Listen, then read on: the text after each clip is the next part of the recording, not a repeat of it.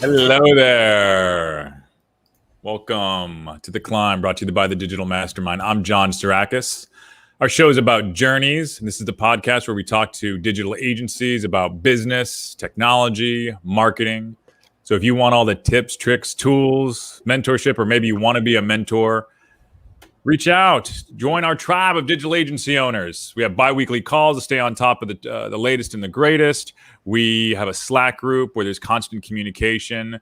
People are just staying in touch with one another. So if you want to grow your agency, go ahead and contact me. Shoot me an email at Jon at digitalmastermind.com. Of course, just search Digital Mastermind online and you'll find it. Or if you actually want to go the old school way and type it in, www.digitalmastermind.com. Remember that this is live, so any interaction is welcomed. So go ahead, throw a comment, a question, anything, because today we're going to be talking about letting go. And that means letting go of employees that might not be working out and letting go of, the things that might be in the way of, their future, but also how to save the struggling employees. And actually, I got those backward. We're going to talk about how to save the struggling employees first, and then we're going to talk about, graduating the employees that aren't working out. But before we get into that, I'd like to welcome my co-host, business partner, and good friend, David McGraw. Dave, why don't you come out here, buddy? Hey, how's it going?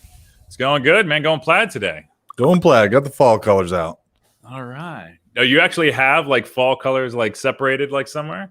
No, but this is just obviously fall.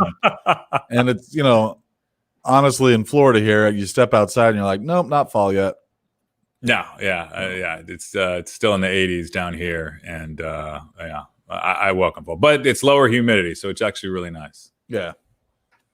All right. So I want to get into it today because I want to make sure that we're on time, using the best of our time. So we're talking about, essentially how to inspire employees and keep them on track, as well as like letting go of bad ones. But what is your worst hire experience? I've had quite a few. I've had like 3 employees that have quit day one. Wow.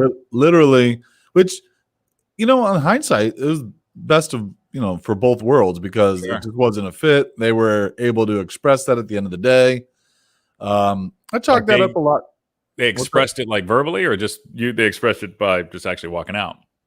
Well, at the end of the day, I'd get an email or on the way out, they're like, hey, can we talk? And I just don't think this is right for me. And I'm like, all right, not a problem. And that's, and some just didn't come back, but they all at least gave me an email explaining why. And, that was in our younger time. We didn't have any official onboarding process. Our processes for getting people in was really just throw them in the fire and see, and that worked for us at a young, startup-y, but we weren't and we were, working with entry level, just hungry kids wanting to, do work. So if you didn't fit that specific niche that we were hiring, it wasn't a smooth transition. So day one, like what happened? Was the fire that hot? Like what occurred for them to say like, not a chance, I'm not working here. Here's an email. Well, it's just the flow of agency. Not everybody's built for agency work. And I'm sure you've experienced that with Revital, and I'm sure a lot of our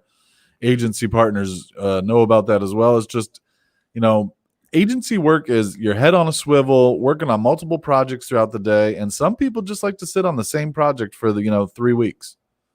And they don't like deadlines, and they don't like pressure, and they don't like clients, and there's definitely don't like jobs. Well, in the tech world, there's definitely 2 types of people. There's the people that like to sit on projects for, a year, and those are usually corporate jobs and old school companies. And then there's the agency life where it's, you got to be agile and you got to be with it. So we definitely have some of those. We definitely had some people that came in and was like, whoa, this is not for me. Yeah. So, which turned those experiences is now why on all interviews I make sure I go through the whole agency lifestyle, because that's what you get into. And I paint it. I try to scare them. Like some of the people that are in these interviews with me are like, whoa, what are you, trying to scare them for? I'm like, because I don't want to waste anyone's time. Yeah. Yeah, just challenge them to accept what reality is in the worst scenario. I mean, I've had a ton of bad hires. I think I've had people not quit the same day, but quit the next day. That only happened once though. But yeah, I've had employees that were just and the cost of them was exceptional. One that just plagiarized and plagiarized and plagiarized. So like after a week, I checked all of her work, and I can't remember the name of the program, but checked all of her work, and like all of it was word for word plagiarized. And then when I called her out on it, she's like, "Yep, all right, well, hey, it was cool working here. Bye." Wow. Like, wow. All right, but I still owed her for a week of work. I guess I could have fought it in hindsight, but Not worth it. nah, not worth it. Just on to the next one. Yeah, had others that just turned out to be like you met them and it's like yeah we partied together and they were good at what they did. Also another writer, and it just turned out like well, that person was a raging alcoholic, and that doesn't bode well for a happy work life balance. So my mentor once told me that when you don't feel it's right, pull the Band-Aid, rip it off, and get it over with. It's never going to be different. I mean, I know we're going to talk about how to save, but I've kind of went with that advice since a bad hire. And that was, again, a long time ago. And now I just rip the Band-Aid off and say, look, sorry, this isn't going to work. Time to move on. What's a signal, though, that you would say, like, is it just a gut feeling?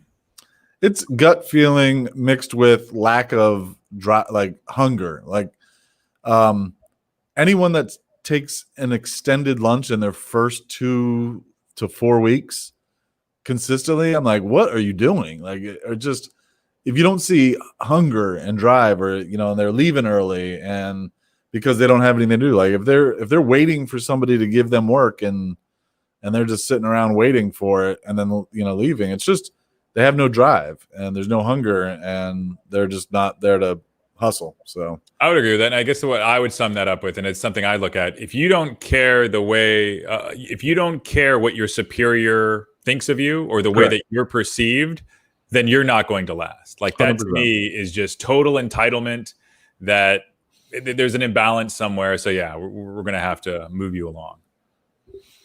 So what is your worst firing experience? I've been pretty good at it. Yeah. It's was that from you getting fired, or you just kind of cut. You have to rise to the occasion. Like before it happened back in the day, I used to get this this knot in my stomach, and I'm like, oh god, this is gonna be so uncomfortable. And then you would just do it, and it gets easier and easier as you go on. But I just learned, and we're going to go through some of these points earlier. If you just stick to the process, then there's no wiggle room and there's no ways to get off rail, because you can go off rail in a firing in a heartbeat, and that is where things go wrong. And so we'll get into that when we get to those bullet points.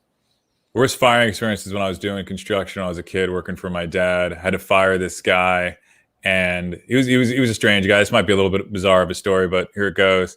He would bring like these giant Ziploc bags. It's construction, right? So in Florida, and he would bring giant like Ziploc bags of like half smoked cigarettes. So this guy wasn't going to work out. Yeah, it's just terrible. So his first week, he was late a few times, and I told him, I was like, hey, look, if you're late again, I'm going to have to let you go. And he's like, yeah, you got it, man. Whatever, kid. Yeah, that kind of thing. I was like, all right, well, we'll see what happens. So he's, of course, late the next day. And I tell him, I'm like, hey, look, you're late. You got to go. So I was like, it's done here. He was like, well, my ride just left. I was like, I don't know what to tell you, man. I'm sorry. You don't work here anymore. Right. So he sat there and like pouted all day long. Didn't matter. Like he just waited like till 2:30 to get, his car, and, it is what it is. But before he was pouting and sitting there, he had this amazing excuse. His excuse was the reason he was late were 2 albino Sasquatches got into a fight over trash in the back of his trailer park. And I said, dude, not only is it so remarkable that you saw one Sasquatch, you saw 2 albino Sasquatches. Like, do you even know the probability of albinos in animals? So it was an easy decision to let this guy go. I mean, He wasn't upper management material, and there wasn't a growth trajectory for this guy. Hilarious. So, Wow. anyway, the next day in the house, turns out that this guy was an artist. He draws this picture on the wall of me in like negligee.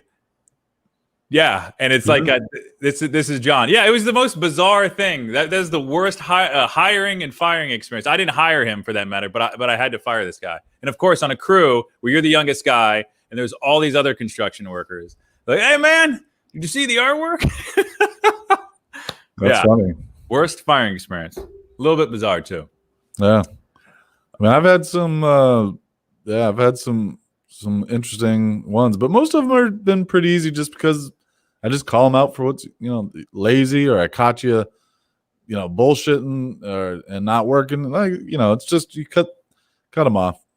Yeah, absolutely. And then now some of the things that people have to worry about, instead of drawing, odd pictures of your superior, you have like Glassdoor, you have like all of these negative reviews and these things of retaliation that people can have. So I think that's part of the psyche as well, why it's important to get into some of the steps that we're going to get into today. I can tell you one of the you just reminded me of a crazy story that we had. I had an employee that was National Guard, and I had an employee that was of Middle Eastern descent. And they went out to lunch one day and got into a fight. And, this was very much, back in the day. And they said some things to each other that was terrible. And so when they all get back from lunch, I have to hear about this. And it's so bad and so anti-American, I'll say, that I had to immediately fire him. And I had to walk him out of the building to do it, because the emotions were so high, because it wasn't just these two at lunch. It was these two and a lot of other people.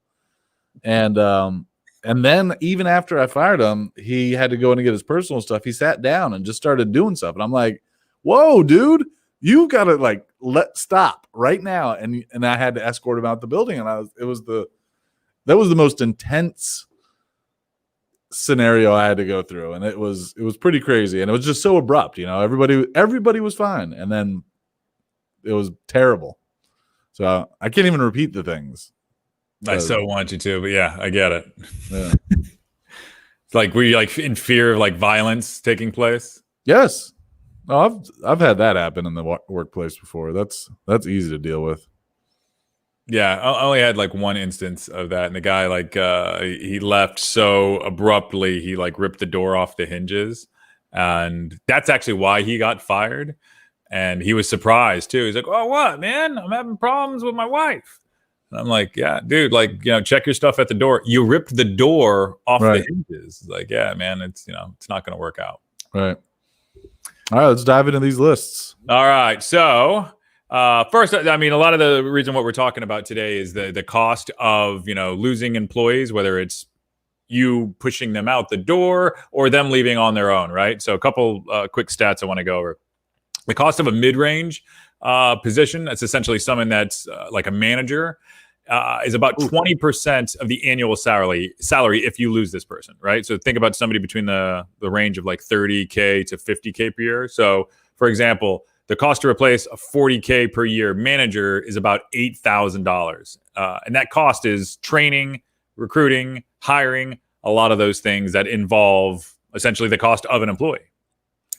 Now, one more quick stat. The cost of like a top level, right? So let's say executive positions is 213% of the annual salary. So if that person's making 100K per year, it's going to cost the company $213,000 to find and replace that person and get them onboarded and back on track.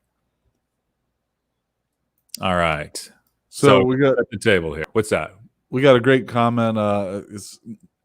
Actually, it's a great topic. We were talking about war stories of firing people, and Jennifer's back with. I walked my boss out one time when he was fired by phone because she took his job. So that is a great story, and that would be awkward as can be. And if anybody's got war stories out there, send them in.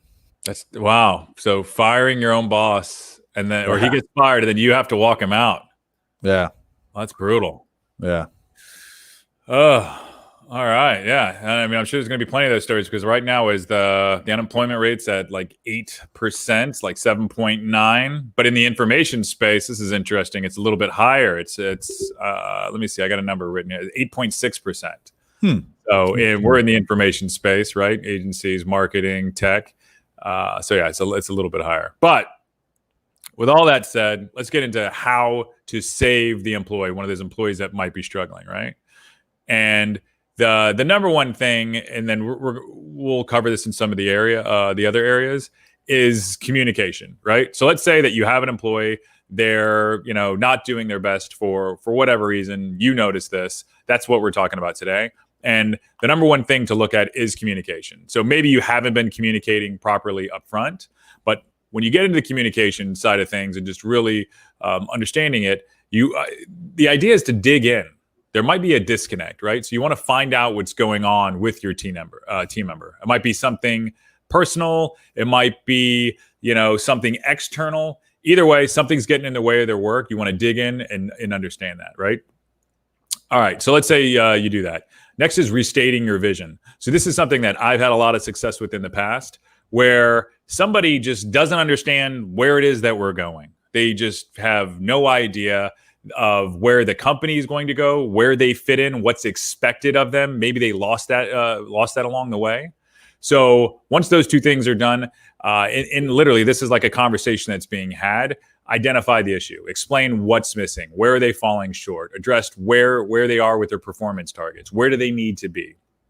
And then the other thing too, as a manager, somebody that's managing people, are you doing one-on-ones? I'm surprised that so many people are surprised at the behavior of the people that are under them, and they're not actually doing one-on-ones. And it could be monthly, weekly, hell, even daily. But there should be some dialogue that's occurring where neither party is surprised at the situation, or currently, or what the future holds. So those are essentially the steps that I would take in communicating with somebody where they might be struggling. So I like to talk about our process document a lot. I've invested a lot of time into it, and I think it's paid dividends. When you onboard somebody, not all the time, you don't have 24/7, 7 days a week to onboard them. You can't hold their hand the whole time, and so there's going to be times when you still need to do your job, and you need them to just kind of go self-learn for a little bit, and that's where that process document comes in. It's part of our process to make sure all new employees go through the 47-page process document, read about how we work and how we do things, how other teams do things, how sales does their things, so you know how to fit in. And when you do have that open time where you can't really work with them, tell them to read the process document and go through that, and then ask questions, and then go through their specific areas that affect them so that they're on board, they know what's expected of them. And again, write it down, because too many people just want to, do it live, and, changes every time. It's inconsistent. It requires your time. We have to start creating quality content for our internal processes so that we can make these processes repeatable. Yeah, I think it's the gospel, right? Because even when you have the shadowing, which I think is inherently important, somebody that's going to see, all right, this is how things are done for that position. But when you have that, all right, this is irrefutable. We all agree that this is the way it's going to be done. And not everybody learns the same way, right? So some people are going to learn it. They need to question. So I think both of those things are really important. But regardless, at the end of the day, if you need just one, you need it written down. Otherwise, it's going to continually change and evolve, and it's going to get in the way of scalability. Right. Which brings up the second point when you're trying to help this struggling team member of yours that you want to save. Motivation. So I've talked about this before. So when you understand what actually motivates somebody, it helps not only communicate with them, it helps you incentivize them along the way, right? So this is a question, anybody that's worked with me, I've asked this, and some people, they struggle with it. I ask, what is it that you want? Because when I know what you want and I know what the company wants, I can align those two things. Magical things happen, right? We're hitting our goals, we're succeeding, right? So find out whether it's money, glory, recognition. Is it a sense of meaning or purpose? Is it just, opportunity where they have trajectory in the company? And granted, maybe some small agencies don't have that yet, but once you know what it is that your teammate wants, you can align that with what the company wants. And once you have them motivated, if you have a team that's motivated, an employee that's motivated, they're no longer struggling, because that's what we all want at the end of the day. Motivated people with a good attitude. A motivated person knows what they're doing, knows the path they're on. They know the trail. They know how to get, so if you can motivate them, they're going to figure out how to be there. Right. So I would say it'd be strange if you didn't know what motivates somebody. That's maybe you just got to ask them directly and say, what are you here for? Yeah. What do you want? Yep. What is it that you want? Some people, like I said, and I think I talked about this the last week or maybe the week before, it's not always money, right? They're capped out. They're happy with the amount of money they're making. They want something else. It could be more encouragement, more, attaboys and attagirls, in the recognition side. It could be a different position. They could be amazing at what it is that they're doing, but they want to shift. They want to try something new. You got to get in their world and ask them. Yeah, 100%. And the last point to this is it's probation. So whether you get into stating, like in an official capacity, that, all right, you're on probation, we're going to be watching you, which isn't necessarily something I always agree with, unless, to me, it's kind of, it's just not my style. But in any event, there needs to be a probational period where you're continually watching them at a higher level than you were before, and making sure that you're checking in on their performance metrics so they can get back on track. You're essentially managing in the best ability that you have to make sure that they're going to be successful. And if they're not, that's why we have a whole nother section to go over here.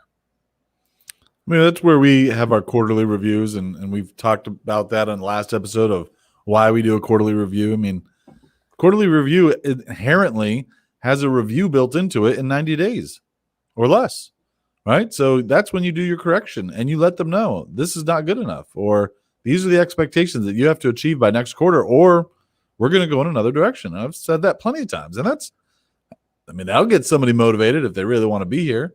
Yeah. And it also provides them things that they need to work on to improve, to, stay. So that's very clear. I mean, quarterly review is kind of our version of built-in, probation if need be. And if somebody doesn't want to be there, there's nothing wrong with that, right? Just all right, cool. It's you can go on. It's this isn't your tribe. This isn't your purpose, your mission. All right, cool. On to the next one.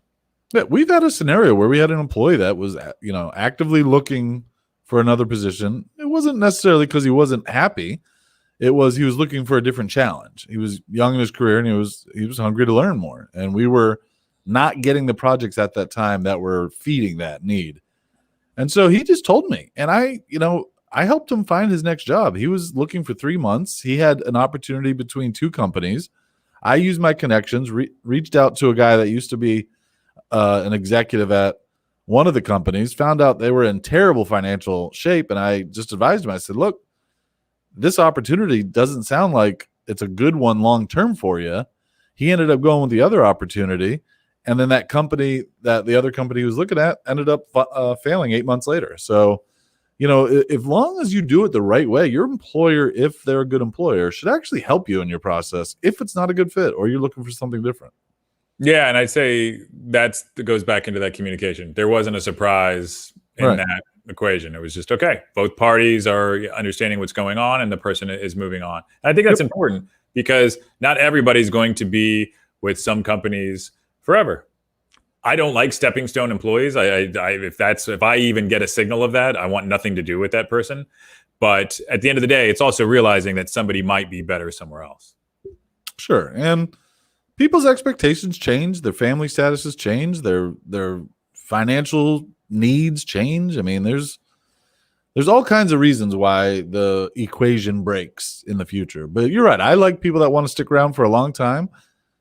And what a good segue for our holiday party, a little Easter egg for all our employees that are listening, which is probably 0.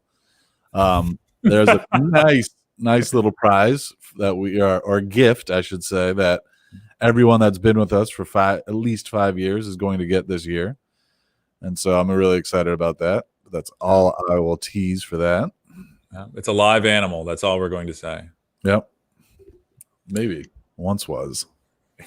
Next, all right. So we talked about saving employees, and I guess another thing we should say, like, all right, what constitutes an employee worth saving? I think in your gut, you're going to know what that is. If this is somebody, I wouldn't be I would use logic based on the function of that person's role. And what I mean by saving is getting them back on track. You may need to reshape what it is that their work looks like we were talking about, different challenges that might be somewhere outside of the company. I just wanted to put another point on that before we get into the firing and letting go, right? Because in the firing and letting go side of things, when you terminate an employee, it should be reserved for a specific situation, right? And as I mentioned before, the first point here is there are no surprises. This should never come as a shock. And there should be warning signals, right? So the warning signals could be anything from, hey, this is where you messed up here. You did something wrong. Write-ups, if you do that kind of thing. I know the more corporate you go, the more HR and their grasp expands. So it makes sense to have more documentation at a specific level, especially if you really look into the legal side of things, or if you've been into that type of scenario. And then the communications, as I mentioned before, to let them know that they're off track. Unless it's something heinous that, and then of course, then you have to get rid of them. But at the end of the day, there should not be a surprise anywhere in this scenario. Sometimes there is, though. And, I've had some surprises, or some people get really shocked, and it's shocking to me that they're shocked, because I'm like, how did you not see this coming? And I almost want to ask them that, but you can't. You cannot ask them, how did you not see this coming? But yeah, it's... Yeah, because that opens up a whole can of worms. I don't want to get like, oh yeah, hey, the other day when you did a thumbs up, to me when we walked in, I thought everything was cool. It's like, wow, those are the signals you look for. But I'd say and that's a bad hire, right? Those are at that point, if somebody, it's further proof, like if they didn't see it coming, you gave them all the signals. All right, they didn't know that they were in probation. They didn't see anything. They don't understand the communications. I think it's a good thing that person goes, because what the hell else are they not paying attention to? Right. And I would say that I've never really, I've never fired somebody that's been with me for probably longer than a year. I think once they get past a year, then there's kind of that mutual expectations, and we haven't. I've had people leave, but I've never fired anyone. I've never gotten rid of anyone that's made it a year. I don't know if I've looked at that. I think I have. Yeah, I have.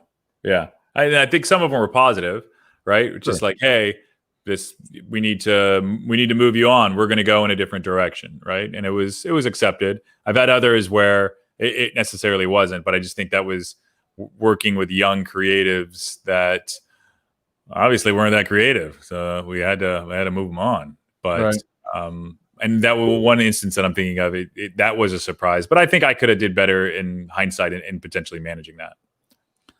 I've done a really good job of putting people in position to succeed once I know who they are, what they can do, and so sometimes they aren't the ideal fit for that job anymore. And then, I've had to pivot them into a position where we can make them valuable.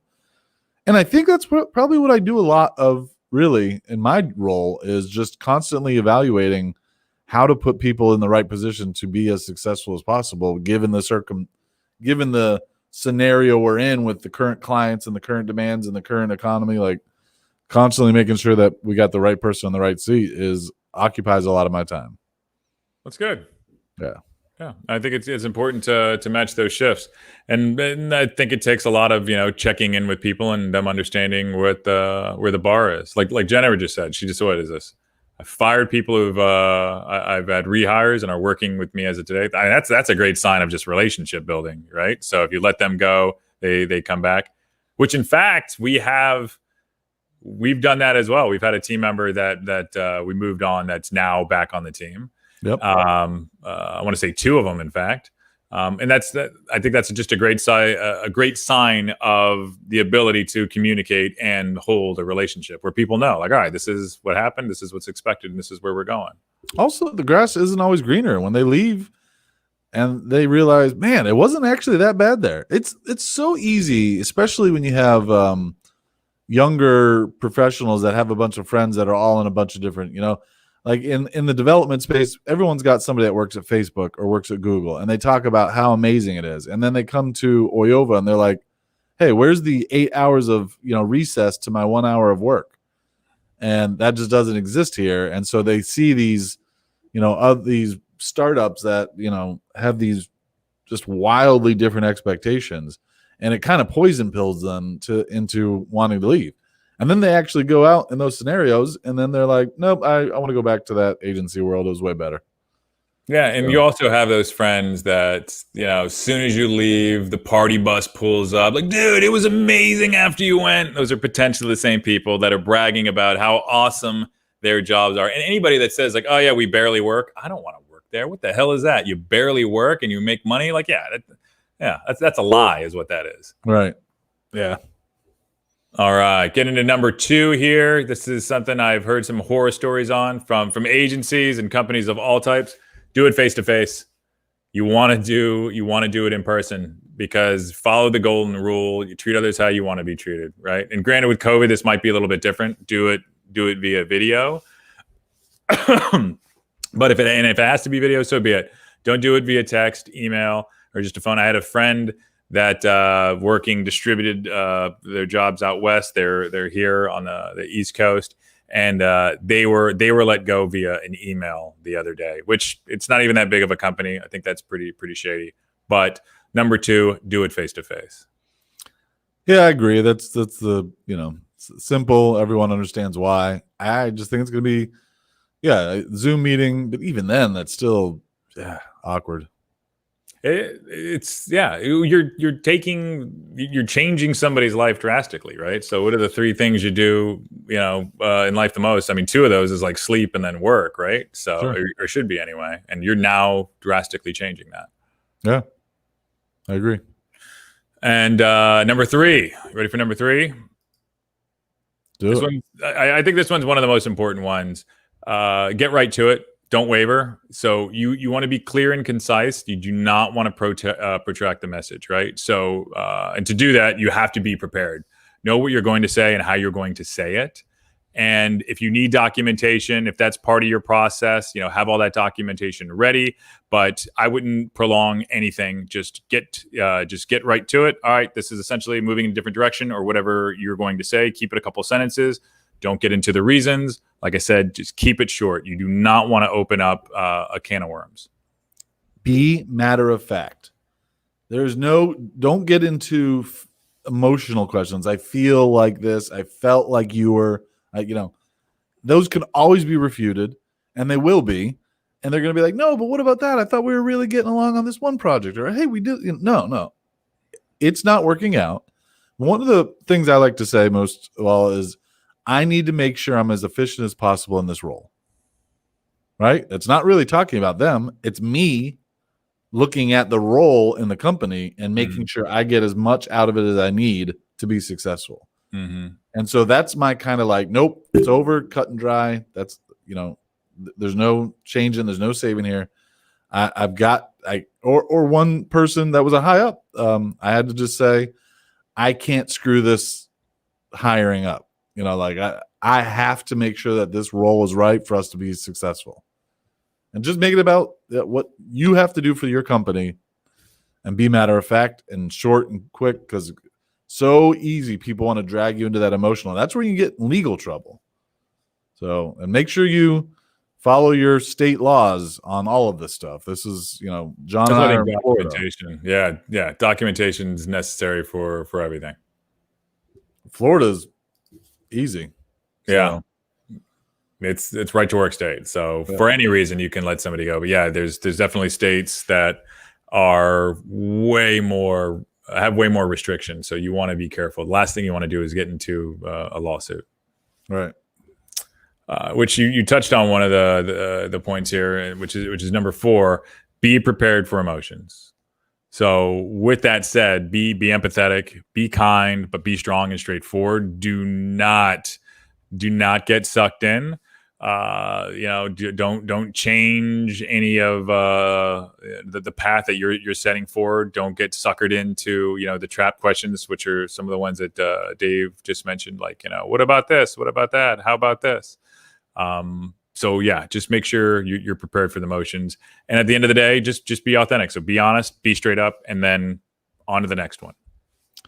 In the mental space, that I like to tell my managers when they have to do this, because now that we've grown and we have manager level people, I'm expecting them to do this. I'm not doing all the firings. I mean, they have to do it, so I have to get them prepared. And I go through things with them, and I go, keep your mental space in the space that says, I need to do this to make my team more efficient so that I can give raises to the ones that deserve it. Because when you hold on to a resource that isn't working, you're taking resources from the people that really do deserve it and the ones that are going over and above. So, if you approach it that way, it gives you a little bit more resolve and prevents you from getting stuck or suckered into those emotional discussions. Just keep it very matter of fact and, think in your mental space of like, I'm doing this to make my team better.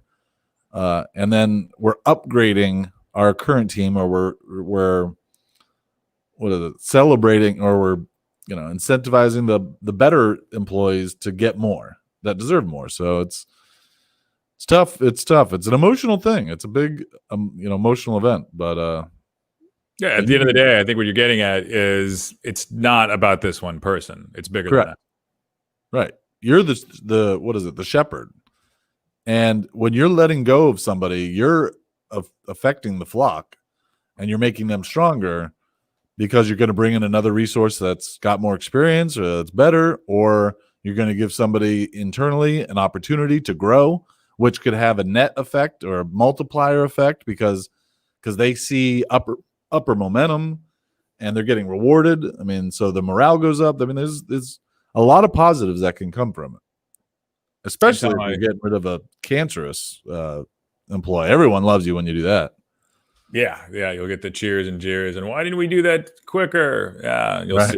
Yeah, and then of course you'll find all the things that they weren't doing right. It's going to be tenfold worse than you imagine. But at the end of the day, it's also tenfold better because they're gone. So one of our last bad hires, I let him go after 2 weeks. I was like, this just isn't going to work out. We got to cut this. And then my employees that recommended him came to me and said, oh yeah, he's been taking 2.5 hour lunches. I'm like, what? Why didn't you tell me that before? I would have fired him a week before. I'm like, why did you wait to tell me that feedback? A 2.5 hour lunch. Yeah. Wow. Like is that like food, a nap, and then a shower? Like, so I can tell this quick story. This is how I knew it was over.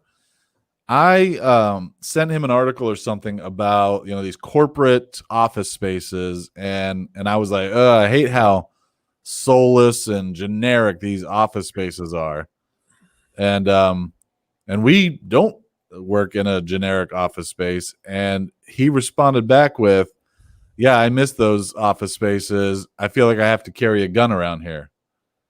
And that was like my instant gut. I'm like, you don't even like arriving to the location of the job. I'm like, all right, we need to talk. And then I cut him right there. I was like, I've already been thinking about it.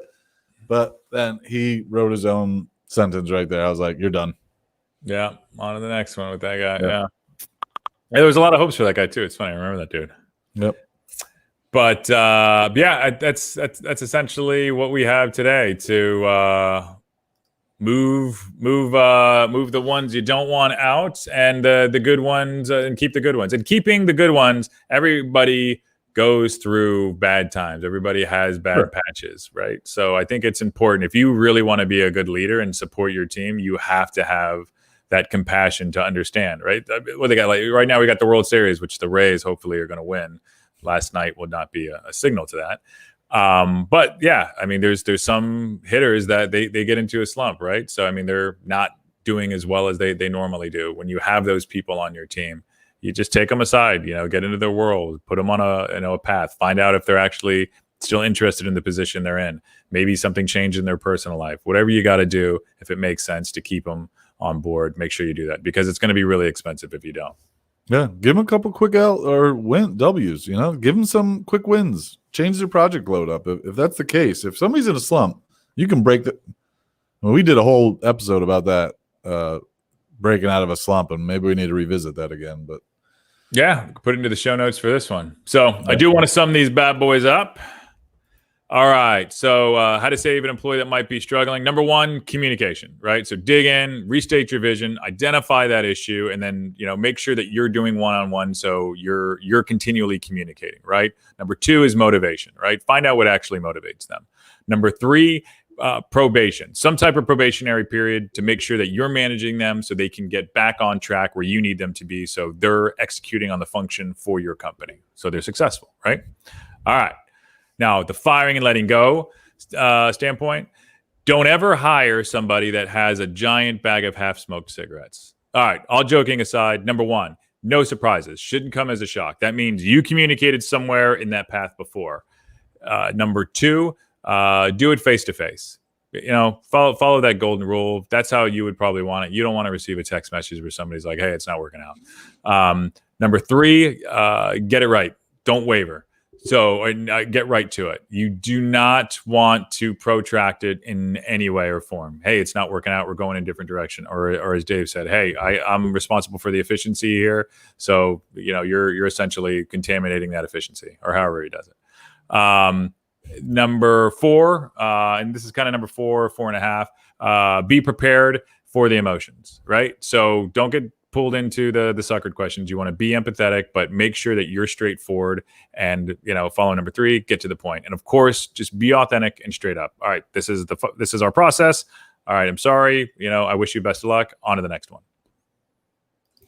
So one note we should have thrown in there is I always try to offer them, if I do have to let somebody go, I'm like, I don't want it to be a disruptive thing in their life long-term. So I usually pay a couple extra pay periods to let them figure out a way to smooth that out. But that also, from an employer perspective, allows you to have a little bit of leverage if you need to get things back, a laptop or, whatever materials, or you need to have them, not expose customer information or something like that. So, by giving them a little something to say, hey, I'm going to keep paying you for the next month, or 2 weeks for every year service, or, however you want to put that together in your process.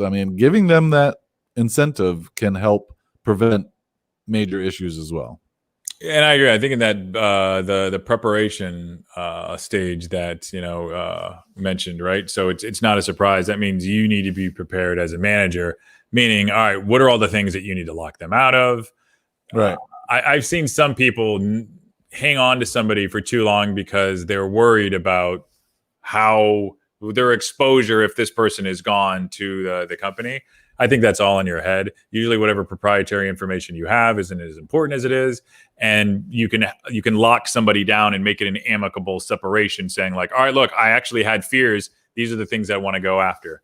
Now, if you hired somebody that's just axe murderer, potentially coming in there wielding a shiny gun type of person, that's another scenario. Those are the outliers. And at that point, I haven't dealt with that situation. I imagine there's a company out there or somebody that you can hire to do that. And of course, as you mentioned, make sure that you have everything legally tied up. So speak to an attorney based on your sales process, based on your state. If you're in the state of Florida, this is a pretty good one. But again, neither of us are attorneys. True statement. Very true. Other than that, my friend, anything else that you would like to address, Dave? No, I'm good. Write us out. All right, everybody. Thank you so much for tuning in. Brandon and Jennifer, thank you so much for chiming in with some comments there. Everybody, great chatting with you. And if you want to join, Jon at digitalmastermind.com, Jon at digitalmastermind.com. Thank you so much, everybody. Bye now.